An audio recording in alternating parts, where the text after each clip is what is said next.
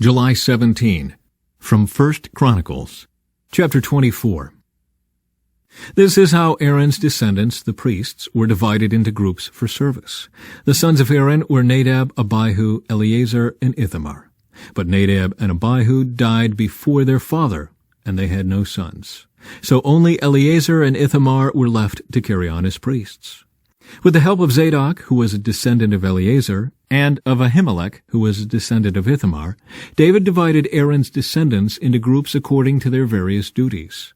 Eleazar's descendants were divided into 16 groups and Ithamar's into 8, for there were more family leaders among the descendants of Eleazar.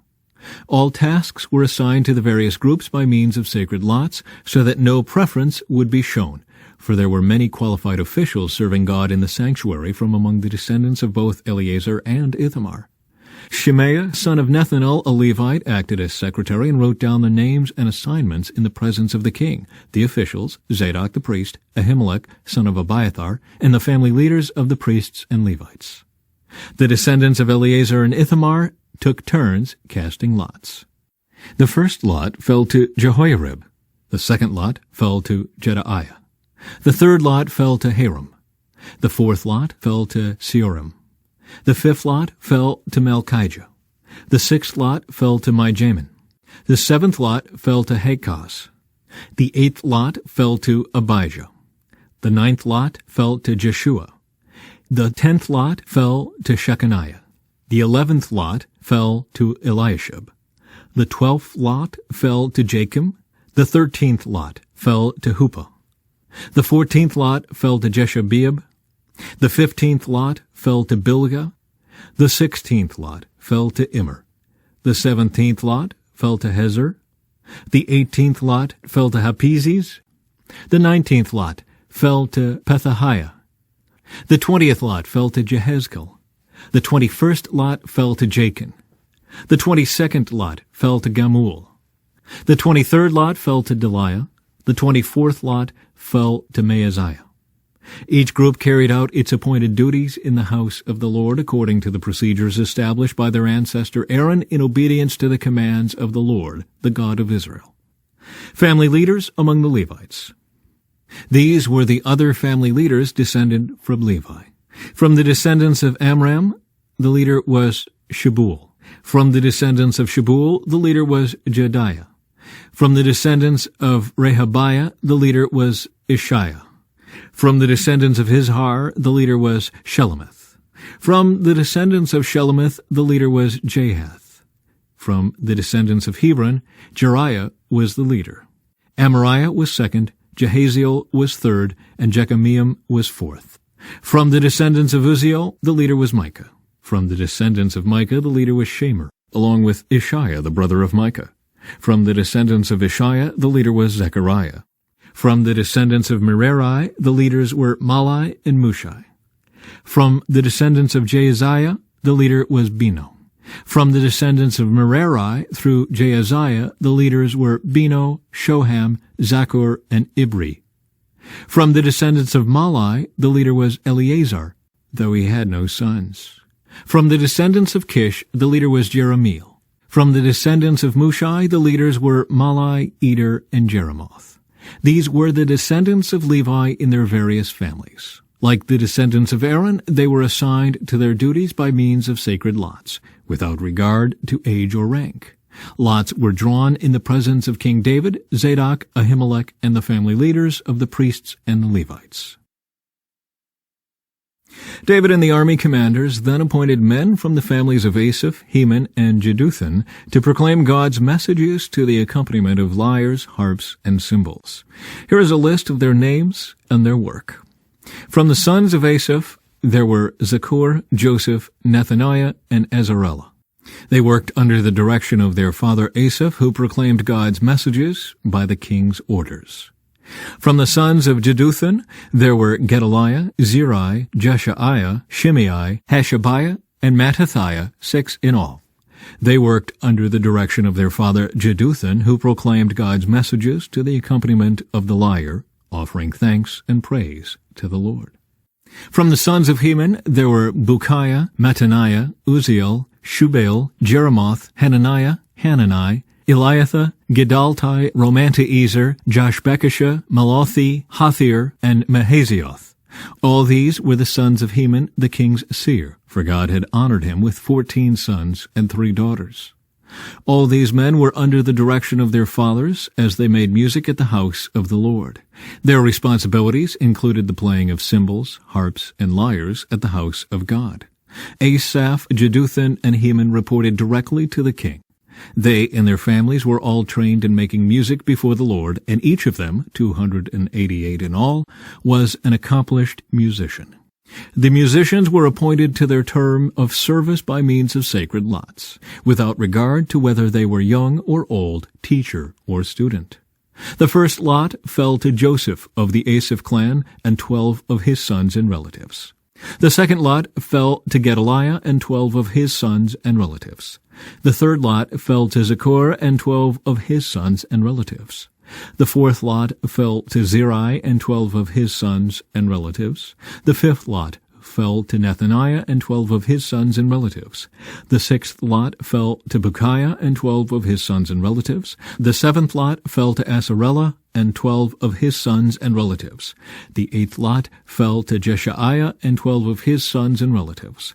The ninth lot fell to Mattaniah and 12 of his sons and relatives. The 10th lot fell to Shimei and 12 of his sons and relatives.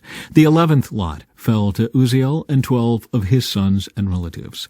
The 12th lot fell to Hashabiah and 12 of his sons and relatives. The 13th lot fell to Shubael and 12 of his sons and relatives. The 14th lot fell to Mattathiah and 12 of his sons and relatives. The 15th lot fell to Jeremoth and 12 of his sons and relatives. The 16th lot fell to Hananiah and 12 of his sons and relatives. The 17th lot fell to Joshbekashah and 12 of his sons and relatives. The 18th lot fell to Hanani and 12 of his sons and relatives. The 19th lot fell to Malathi and 12 of his sons and relatives. The 20th lot fell to Eliathah and 12 of his sons and relatives. The 21st lot fell to Hathor and 12 of his sons and relatives. The 22nd lot fell to Giddalti and 12 of his sons and relatives. The 23rd lot fell to Mahazioth and 12 of his sons and relatives. The 24th lot fell to Romamti-Ezer and 12 of his sons and relatives. These are the divisions of the gatekeepers. From the Korahites there was Meshelemiah son of Kor, of the family of Abiasaph. The sons of Meshelemiah were Zechariah the oldest, Jediel the second, Zebediah the third, Jathniel the fourth, Elam the fifth, Jehohanan the sixth, and Elioenai the seventh. The sons of Obed-Edom, also gatekeepers, were Shemaiah the oldest, Jehozabad the second, Joah the third, Sakor the fourth, Nethanel the fifth, Amiel the sixth, Issachar the seventh, and Peulathai the eighth. God had richly blessed Obed-Edom. Obed-Edom's son Shemaiah had sons with great ability, who earned positions of great authority in the clan. Their names were Othni, Raphael, Obed, and Elzabad. Their relatives Elihu and Semachiah were also very capable men. All of these descendants of Obed-Edom, including their sons and grandsons, 62 of them in all, were very capable men, well qualified for their work. Meshelemiah's 18 sons and relatives were also very capable men. Hosa of the Merari clan appointed Shimri as the leader among his sons, though he was not the oldest. His other sons included Hilkiah the second, Tebaliah the third, and Zechariah the fourth. Hosa's sons and relatives who served as gatekeepers numbered 13 in all. From Romans, chapter 4. Abraham was, humanly speaking, the founder of our Jewish nation. What did he discover about being made right with God? If his good deeds had made him acceptable to God, he would have had something to boast about. But that was not God's way. For the Scriptures tell us, Abraham believed God, and God counted him as righteous because of his faith. When people work, their wages are not a gift, but something they have earned. But people are counted as righteous not because of their work, but because of their faith in God who forgives sinners. David also spoke of this when he described the happiness of those who are declared righteous without working for it. Oh, what joy for those whose disobedience is forgiven, whose sins are put out of sight. Yes, what joy for those whose record the Lord has cleared of sin. Now, is this blessing only for the Jews, or is it also for uncircumcised Gentiles? Well, we have been saying that Abraham was counted as righteous by God because of his faith. But how did this happen? Was he counted as righteous only after he was circumcised, or was it before he was circumcised? Clearly, God accepted Abraham before he was circumcised. Circumcision was a sign that Abraham already had faith, and that God had already accepted him and declared him to be righteous, even before he was circumcised. So Abraham is the spiritual father of those who have faith, but have not been circumcised. They are counted as righteous because of their faith. And Abraham is also the spiritual father of those who have been circumcised, but only if they have the same kind of faith Abraham had before he was circumcised. Psalm 13. O Lord, how long will you forget me? Forever? How long will you look the other way? How long must I struggle with anguish in my soul, with sorrow in my heart every day? How long will my enemy have the upper hand? Turn and answer me, O Lord my God. Restore the sparkle to my eyes, or I will die. Don't let my enemies gloat, saying, we have defeated him. Don't let them rejoice at my downfall. But I trust in your unfailing love. I will rejoice because you have rescued me. I will sing to the Lord because he is good to me. From Proverbs. Lazy people sleep soundly, but idleness leaves them hungry.